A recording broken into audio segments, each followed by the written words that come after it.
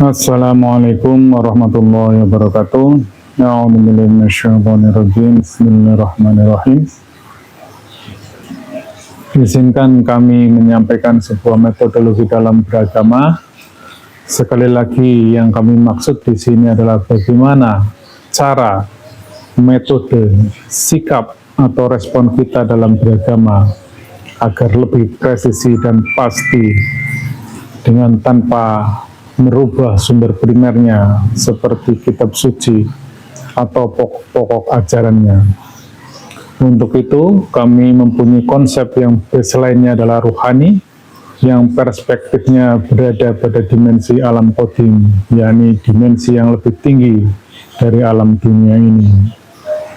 Atau dalam konsep materi, kita berada dalam level partikel, sehingga apapun wujud dari sebuah benda, ketika pada level partikel sesungguhnya sama, tak lebih hanya sebatas masalah komposisi dan kombinasi. Sejalan dengan hal tersebut, secara lebih spesifik kita akan membahas sebuah konsep yang sangat fundamental, yakni agama tauhid akhir zaman. Sebuah sistem yang tidak hanya menyatukan perspektif semua agama, tetapi juga dapat dibuktikan secara ilmiah dan kompatibel dengan perkembangan zaman. Baiklah, kita lihat latar belakang dan tinjauan literasinya. Dalam sejarah agama Samawi, kita mengenal 3 fase utama, yaitu agama Yahudi, yang fokus pada masalah syariat, yaitu hukum dan tata aturan lahiriah. Kemudian agama Nasrani yang fokus pada hakikat, yaitu sisi batiniah dan spiritualitas. Kemudian yang terakhir adalah Islam yang menyempurnakan keduanya, baik syariat maupun hakikat menuju ma'rifatullah, yaitu mengenal Tuhan secara hakiki. Namun sebagaimana dinubuatkan dalam hadis, akan datang suatu zaman di mana Islam tinggal namanya, Al-Quran tinggal tulisannya, dan seterusnya, sebagaimana diriwayatkan oleh Baihaqi. Realitas ini menunjukkan bahwa Islam hari ini mengalami distorsi, kehilangan esensi hakikat dan ma'rifatnya. Oleh karena itu, akan hadir seorang tokoh akhir zaman yang mengembalikan nilai hakikat dan tauhid yang sejati.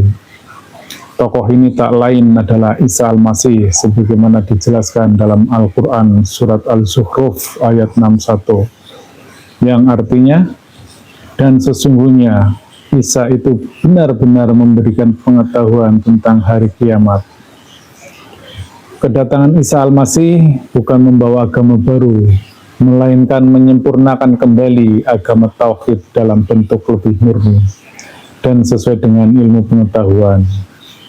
Namun demikian, jangan pula dimaknai bahwa Isa Al-Masih adalah sosok manusia yang pernah hadir di dunia ini pada 2000 tahun yang lalu. Ini adalah sosok yang kompatibel dengan pribadi Al-Masih yang dalam bahasa kuantumnya adalah sosok dengan partikel kuantum yang sama, atau sebuah frekuensi dan gelombang yang sama dengan Isa Al-Masih. Tidaklah mungkin ada orang turun dari langit. Atas dasar hal tersebut, maka kami menawarkan sebuah metodologi dalam beragama, yaitu agama tauhid yang bersifat universal, tidak terikat sekat-sekat agama formal, dan memiliki landasan ilmiah yang dapat dipertanggungjawabkan. Konsep ini berlandaskan pada dimensi qadim, yaitu alam ruhani atau alam nur. Dalam terminologi fisika modern, ini dapat dijelaskan sebagai partikel dan gelombang energi yang membentuk realitas spiritual dan fisik. Sebagaimana Allah berfirman dalam Quran surat An-Nur ayat 35, Allahu nurus samawati wal ard. Allah adalah cahaya langit dan bumi. Bahkan di akhir ayat tersebut juga disebutkan nurun ala nurin, cahaya di atas cahaya. Sehingga inti dari agama tauhid adalah kesadaran tentang frekuensi dan gelombang nur ilahi yang menghubungkan manusia dengan Tuhan.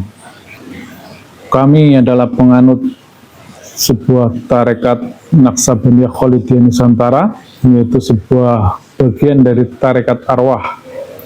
Kami memiliki pendekatan teknikal dalam mewujudkan agama tauhid yang dapat diakses secara empiris.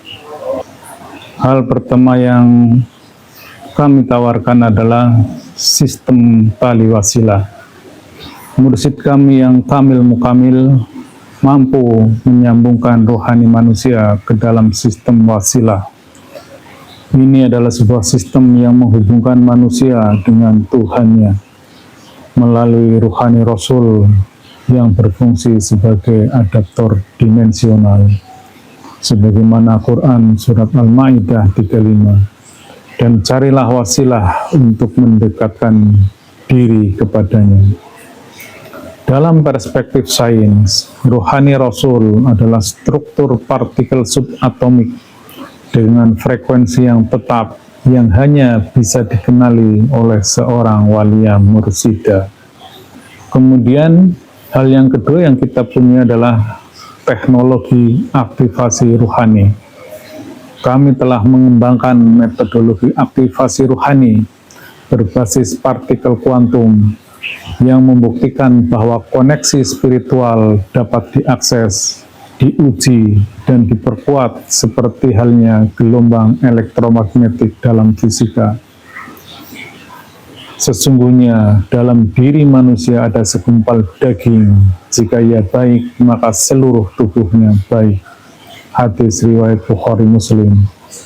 Hadis ini menegaskan bahwa hati atau kolbu adalah pusat resonansi ruhani yang bisa diaktifkan melalui aktivitas zikir, rabitoh, suluk, dan lain sebagainya.